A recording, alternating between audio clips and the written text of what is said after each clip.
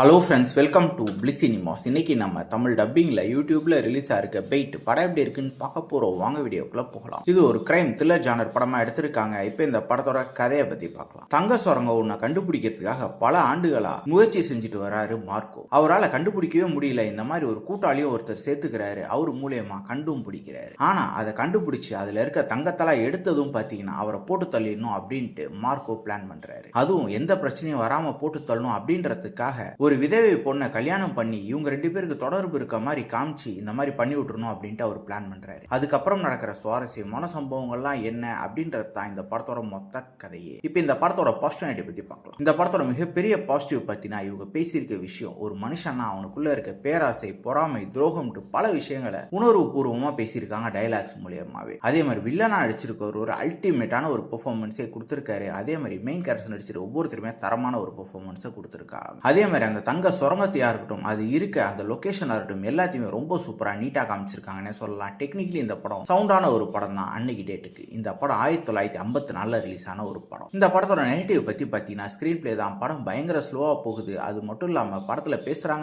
பேசிக்கிட்டே இருக்காங்க அப்படின்ற மாதிரி தான் இருக்கு. அதையும் தாண்டி பெருசா சஸ்பென்ஸ் ஃபேக்டரோ ட்விஸ்ட் அண்ட் டர்ன்ஸோ எதுவுமே கிடையாது. ரொம்ப ஃபிளாட்டான ஒரு ஸ்கிரீன் பிளே, ரொம்ப ப்ரெடிக்டபிளான ஒரு ஸ்கிரீன் பிளே தான் இந்த படத்தை பிரசன்ட் பண்ணியிருக்காங்க. மொத்தத்தில் என்கிட்ட கேட்டீங்கன்னா இது ஒரு ஒன் டைம் வாட்சபிள் படம் தான். வேணும்னா ட்ரை பண்ணி பாருங்க. இந்த படத்துக்கு நம்மளோட ரேட்டிங் கேட்டீங்கன்னா 10க்கு 6 மார்க் கொடுக்கலாம். படத்தில் அடல்ட் கண்டென்ட் இருக்கு, ஸோ ஃபேமிலியோட ட்ரை பண்ணாதீங்க. இன்னொரு வீடியோவில் சந்திக்கலாம். தேங்க்யூ.